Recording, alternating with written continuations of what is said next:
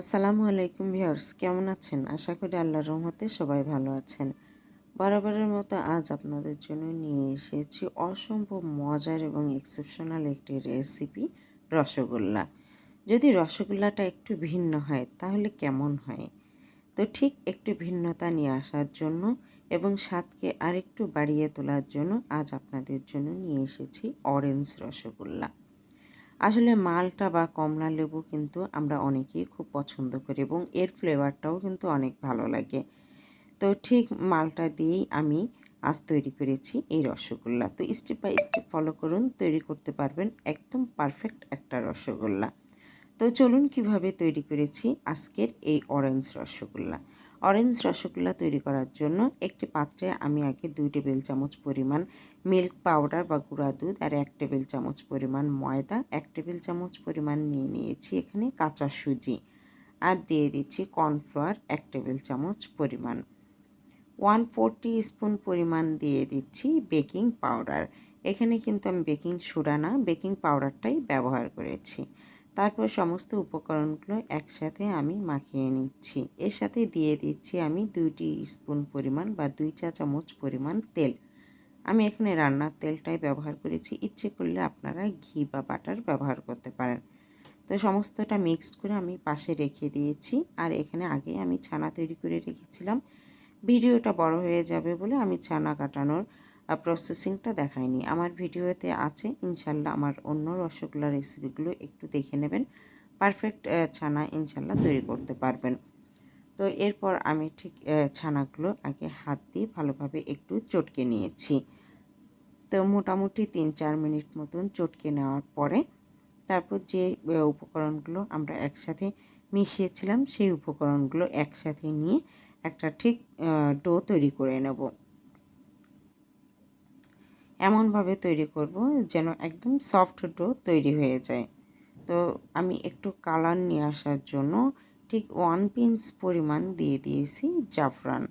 তো আপনারা ইচ্ছে করলে এটা অপশনাল হিসেবে আমি রেখেছি, অ্যাভয়েড করতে পারেন। তো কালারটা দেখতে সুন্দর লাগবে এবং ছোটরা খুবই পছন্দ করবে, তাই আমি কালারটা ম্যাচ করে দিয়েছি। আর দিয়ে দিচ্ছি 1 টেবিল চামচ পরিমাণ চিনি। তো ঠিক সমস্তটা ভালোভাবে একটু মাখিয়ে নিচ্ছি। তো দেখতে পাচ্ছেন কতটা সফট একটা ডো তৈরি হয়ে গেছে। তো আপনারা যদি উপকরণগুলো ঠিক বাড়িতে সঠিকভাবে নিয়ে এই ছানা প্রসেসিংটা তৈরি করেন তাহলে দেখবেন বাড়িতে খুব সুন্দর একটা রসগোল্লা তৈরি করতে পারবেন। তো সমস্তটা ঠিক একটা পরিমাণ মতো আমি রসগোল্লার সাইজ নিয়ে নিয়েছি। ঠিক বড় ছোট না, ঠিক মিডিয়ামই একটা গোল শেপ দিয়ে নিয়েছি। তো এভাবে সমস্তটা আমি গোল করে নিচ্ছি। তো হয়ে গেল আমার সমস্তটা গোল। তো ঠিক একদম এমনভাবে গোল করবেন যেন কোনো ফাটল না থাকে, তাহলে কিন্তু ভেঙে যাবে।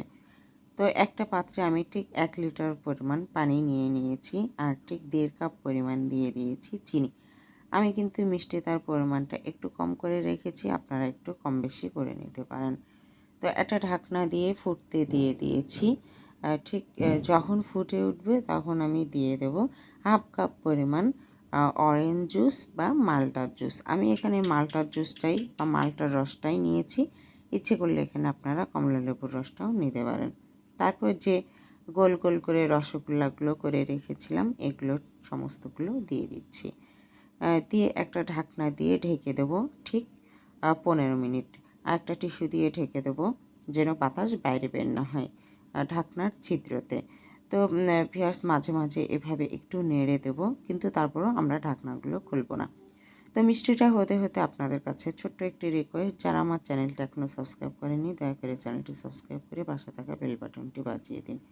যখনই আমি নতুন কোনো ভিডিও আপলোড দেবো সর্বপ্রথম নোটিফিকেশন পেয়ে যাবেন। আর যারা আমার চ্যানেলটি সাবস্ক্রাইব করেছেন তাদের অসংখ্য ধন্যবাদ। তো মোটামুটি আমার মিষ্টিটা হতে আধা ঘন্টা টাইম লেগেছে। তো আধা ঘন্টায় দেখতে পাচ্ছেন খুব সুন্দর একটা মিষ্টি কিন্তু অলরেডি আমার হয়ে গেছে। এরপর সার্ভ করার পালা। আলাদা একটি পাত্রে আমি নিয়ে নিচ্ছি সমস্ত মিষ্টিগুলো। এই মিষ্টিটা খেতে কিন্তু এত অসম্ভব মজা, যা ছোটো বড়ো সকলেই পছন্দ করবে।